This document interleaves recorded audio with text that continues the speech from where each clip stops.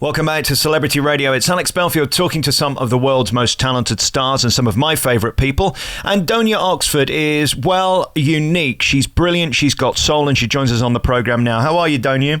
I'm doing well. Thanks for having me. Oh, it's my pleasure. Listen, I've been all over YouTube looking you up. I've been listening to this new album. You have got such a gift. There's no way you can be trained to sound like that. God's given you this instrument, hasn't he?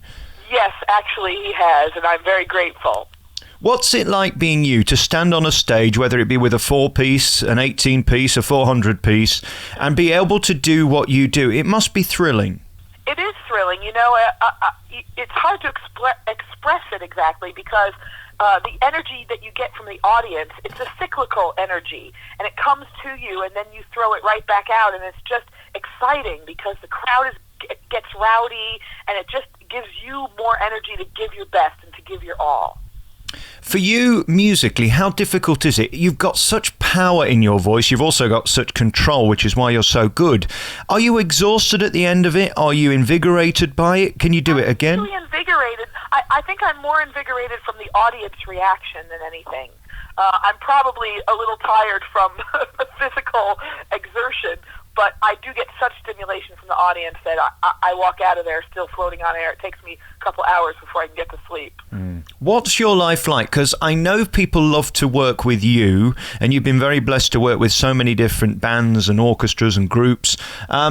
Is it thrilling to be all over everywhere? I mean, that's tiring in itself, isn't it, having to go from one place to the next? It's not really that tiring. I love it personally. I have a gypsy spirit. I love exploring, and I love meeting new people and investigating new cultures. So for me, I love it. If I could never have a home address, I'd be a happy woman. Is that true? So you sort of like a Premier Inn and a Hilton Hotel, do you? I do. I kind of do. And as a matter of fact, my intention is to model, when I get my new house, is to model it after hotel interiors.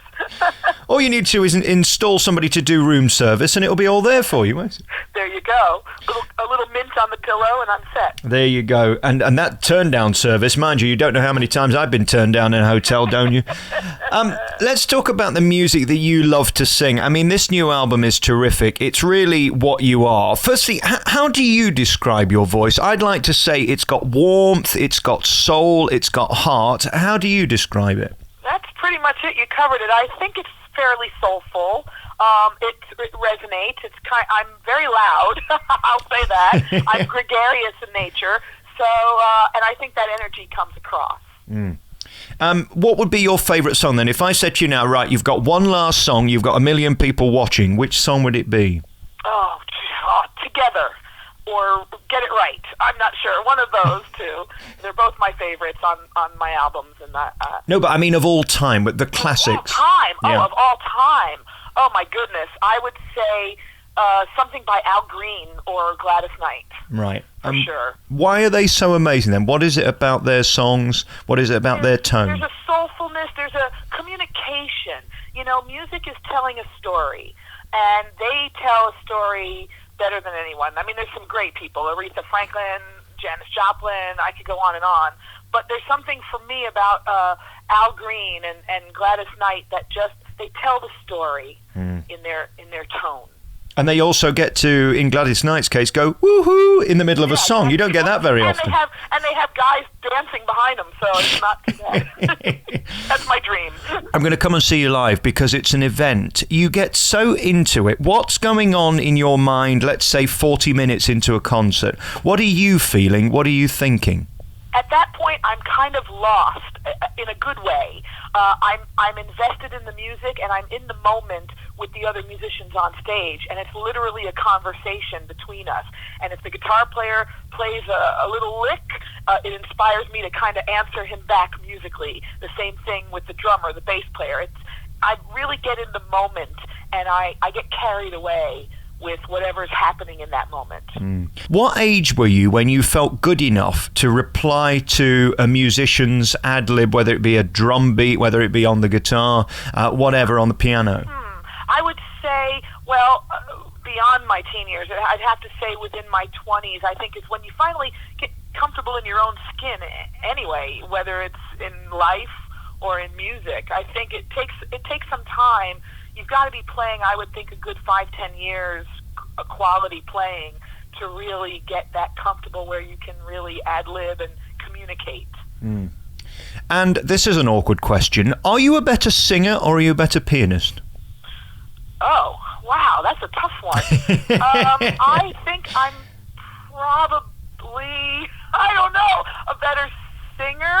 Well, no, I'm a better boogie woogie piano player.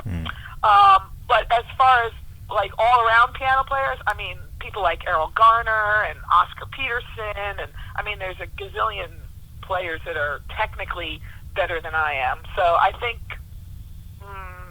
singer maybe. Right. It's interesting because when I watch you, the synergy between the two are so incredible. I also saw a video where I was watching your fingers and wondering how you knew where you were at what point. It's as if you're overtaken by something else, something bigger than us all. Do you know what I mean? I do, and I feel that same way too, because like I said earlier, I feel I'm taken in the moment. And it just comes through me. It's channeled through me in some way. And as far as knowing where my fingers are, you know, I remember when I was 6 years old and I was practicing piano, and my mother came in and I was in the dark. I had all the lights turned off. And she said, what are you doing in the dark? And I said, well, you know, in case I go blind like Ray Charles, I still want to be able to play. So I used to practice in the dark so that my hands would just know where to go. That's extraordinary. I wonder whether as well that helped you sort of feel the music more, because that's the sure. Yeah. It's an interesting place, isn't it, that you go to, and I think you only really get that in a jazz club. You never feel that with an artist in an arena. I mean, it always baffles me why people go and see someone with 9,000 other people. I think in those jazz clubs, that's probably where you're at your best, isn't it? Because it's so intimate. There for sure. Yeah. This new album is available now. It's called Together. There are 3 tracks on the sampler that I've got, and they're all stunning. Firstly, why do you need to bring out CDs? Is it important to you? Do you enjoy this as much as live, or is live the key to what you do? A little bit of both. I really love creating music, so I do love going into the studio and making albums. And but there is something to be said nightly about recreating that music, and it's different every night. Yes, it follows the same format, the same structure, but every single night is different because, you know, you're interpreting it a different way and feeding off the other musicians. So it's a little bit of both. I like both aspects. Where do they position the mic? Is it in the next studio or something? Because you are rather loud. I wonder how you get these songs to sound so good. You must have a good sound engineer, because performing live is very different. Engineer. It depends. You know, if I'm playing a grand piano and singing at the same time, they often have to cover the grand piano in a huge heavy carpeting type thing in order to keep my voice from bleeding into the mics, or else I'll just overdub the vocals later. But I mean, really, it's an interesting thing to consider, isn't it? Because that live performance is so different. I think actors often say when you go from the stage to telly, you have to bring it down about 99% because you look silly. Yes, you do. Yeah. On live, you definitely project a lot more energy. What's been the concert that if you could take to your grave with you and bottle and relive that moment? Is there one that sticks out that you thought to yourself, I've made it, that was good, I was satisfied with that performance? One of my own concerts? Yeah. I would say when I got to play the first time with Johnny Johnson, who was my idol, Chuck Berry's piano player of 30 years, and he invited me to play on stage with him. And that was probably the highlight of my life. And actually, Keith Richards jumped up on that same stage that night. So here I was surrounded by 2 music legends, Keith Richards and Johnny Johnson, and I think that was the highlight of my life at that point, just to be with those great musicians and them appreciating me in return. Is it always a bit strange when somebody who's much more famous than you are thinks that you're fab? Yes, it's very weird. It's hard to adjust to because you're in the middle of praising them and they're, you know, congratulating you, and it's very awkward. There's one guy I want to talk to you about, Van Morrison, who I've admired for many years, but I think it's publicly known, it's not me speaking out of turn, that he's a bit strange. I mean, he often comes on stage and never even speaks to the audience, just does his performance. How was it when you worked with him? He's fantastic, and honestly, I really think he might be a misunderstood artist. I think, sometimes genius gets misunderstood or misinterpreted, and maybe possibly socially inept. My brother is a member of Mensa, and he has a really high IQ, but he doesn't necessarily have, the social skills, the gregariousness, I should say, like I do. So I think maybe Van might have a little bit of that. But I thought he was fantastic. I mean, we worked well together, and he sat next to me on the piano bench and said, I want it like this, and we really kind of fed off each other, and the energy in the studio was incredible. Do you pinch yourselves in those moments? I mean, it's such a blessing, isn't it, and such a treat for an artist to be around another artist of that standing and of that quality. I do, and I've been really blessed that I've gotten to pinch myself quite a bit Yes. in my career. I've really played with a large array of celebrities, and it's been very exciting and humbling, and really I'm grateful for the opportunity. When people talk about X Factor, I think it's much overused, but there's certainly no doubt that when you walk on a stage, you light it up, and that's something you can't be trained, something you can't be taught, and something that is certainly within you, and you were born to do it. It's as simple as that. Congratulations, Doña.